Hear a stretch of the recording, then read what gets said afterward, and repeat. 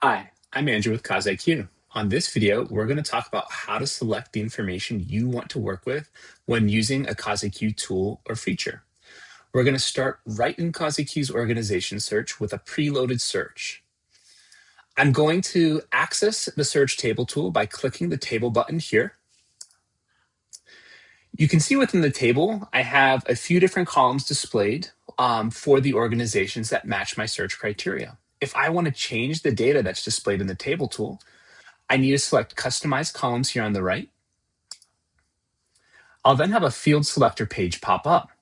You can see here the field selector page will display a section to choose fields, as well as the selected columns that are currently added to your search table tool. I'm going to go ahead and clear out everything that has been selected. And then let's take a look at how we want to choose the relevant fields. So there'll be a couple different ways to find the fields that you want to work with. There'll be a common tab, which will display the most commonly used fields for the feature that you're working with. There'll be an all tab, which allows you to find all the fields in CosIQ by topical subcategory. And then you can search for specific field names or even field values to help you identify the fields that you want to work with within the feature that you have selected. So for example, maybe I want to have CosIQ display total revenues as a data column in my search table tool. So if I start typing in total revenues, I can select the name of the field, and then I want to select add column, and you'll notice total revenues will move over to the selected column side.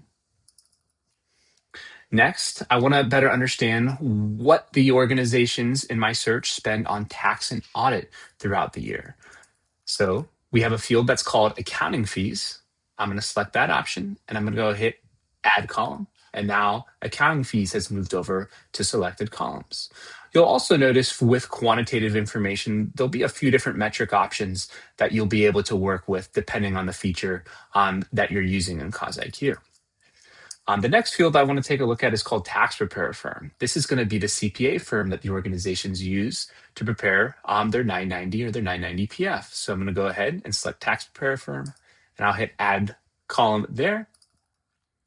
And maybe the last field that I want to add to this search table tool example is total expenses. So within the choose field selector, I'll start typing in total expenses, and I'll select the field name, and I'll hit add column here.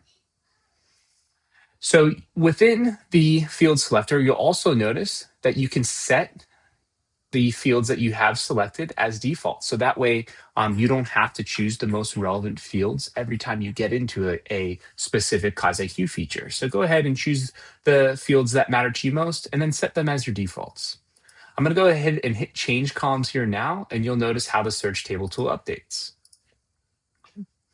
Now, all the information that we selected in that previous page, the field selector page, is displaying here in our search table. The most common feature we see customers selecting the information that they want to work with within CosIQ is the export tool. So I'm going to quickly take a look at the search export tool.